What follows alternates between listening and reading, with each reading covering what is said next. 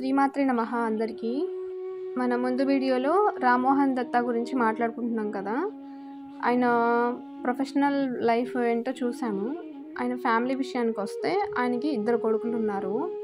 ఒకళ్ళు దుర్గా ప్రసాద్, రెండో అతను కాళీ ప్రసాద్.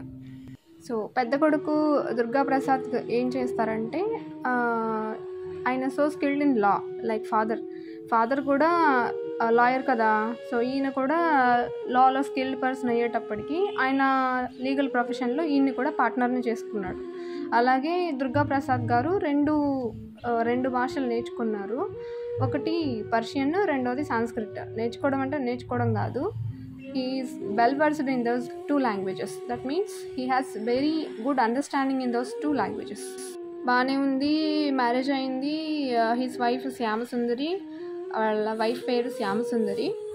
అంతా బాగానే ఉంది. కానీ he has tendency to have a positive feelings towards monastic life. అంటే సన్యాసి జీవితం మీద ఆయనకి బాగా ఇంట్రెస్ట్ వచ్చేసింది అనమాట.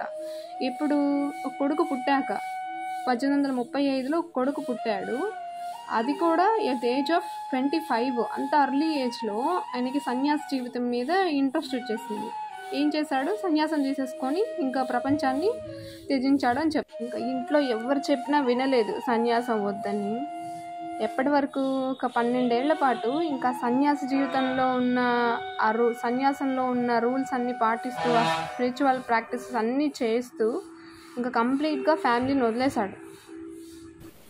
తర్వాత ఏం జరిగిందో రాబోయే వీడియోలో చూద్దాము.